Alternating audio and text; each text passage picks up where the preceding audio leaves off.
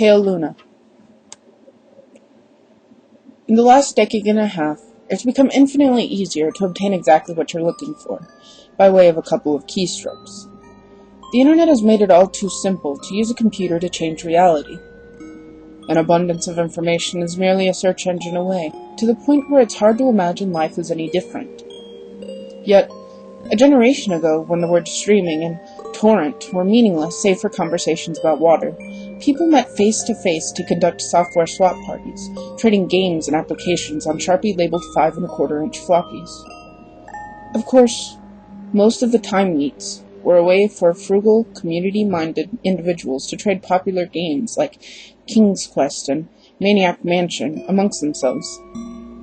However, a few early programming talents designed their own computer games to share amongst their inner circle of acquaintances, who in turn would pass it on until, if fun and well designed enough, an independently developed game had its place in the collection of aficionados across the country.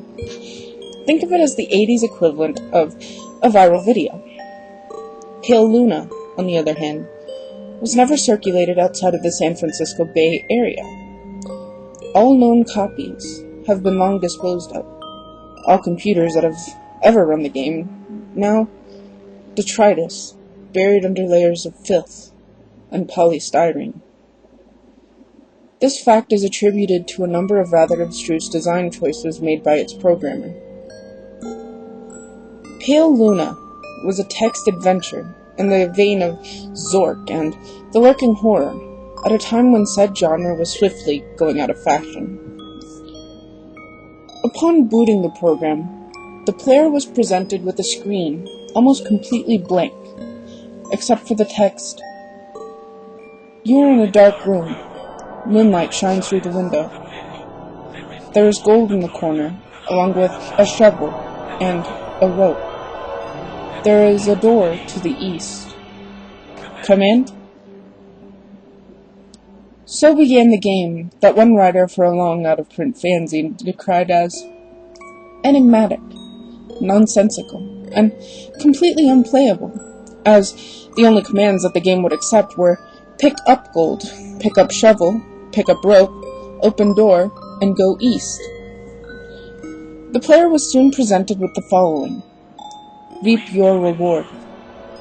Pale Luna smiles at you. You are in a forest. There are paths to the north, west, and east. Come in.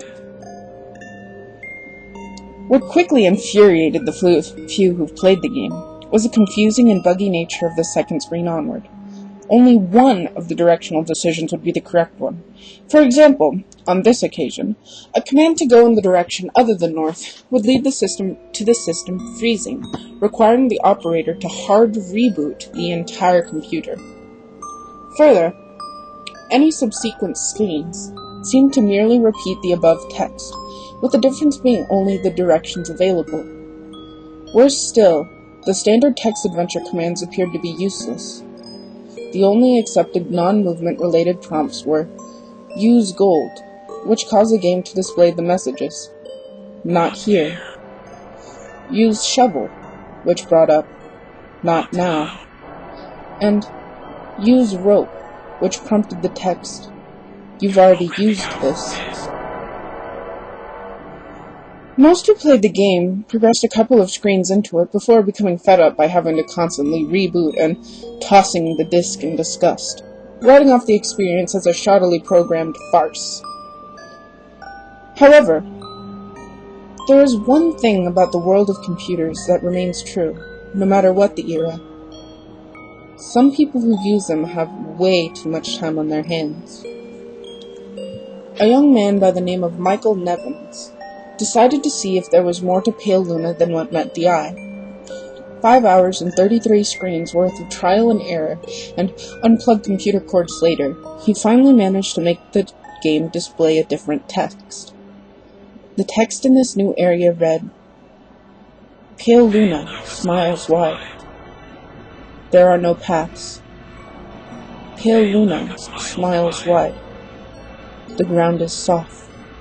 Pale Luna smiles wide. Here? Come in. It was another hour still before Nevin stumbled upon the proper combination of phrases to make the game progress any further. Dig hole, drop gold, then fill hole. This caused the screen to display, "Congratulations, 40.24248, minus 121.4434, upon which the game ceased to accept commands, requiring the user to reboot one last time. After some deliberation, Nevins came to the conclusion that the numbers referred to lines of latitude and longitude. The coordinates led to a point in the sprawling forest that dominated the nearby Lawson Volcanic Park. As he possessed much more free time than sense, Nevins vowed to see Pale Luna through to its ending. The next day, armed with a map, a compass, and a shovel, he navigated the park's trails, noting with amusement how each turn he made corresponded roughly to those that he took in-game. Though he initially regretted bringing the cumbersome digging tool on a mere hunch, the past similarity all but confirmed his suspicions that the journey would end with him face to face with an eccentric's buried treasure. Out of breath after a tricky struggle to the coordinates, he was presently surprised by a literal stumble upon a patch of uneven dirt. Shoveling as excitedly as he was, it would be an understatement to say that he was taken aback when his heavy strokes unearthed the badly decomposing head of a blonde-haired little girl.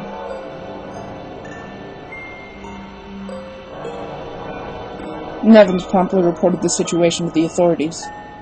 The girl was identified as Karen Paulson, 11, reported as missing to the San Diego Police Department a year and a half prior. Efforts were made to track down the programmer of Pale Luna, but the nearly anonymous legal gray area in which the software swapping community operated inescapably led to many dead ends. Collectors have been known to offer upwards of 6 figures for an authentic copy of the game. The rest of Karen's body, however, was never found.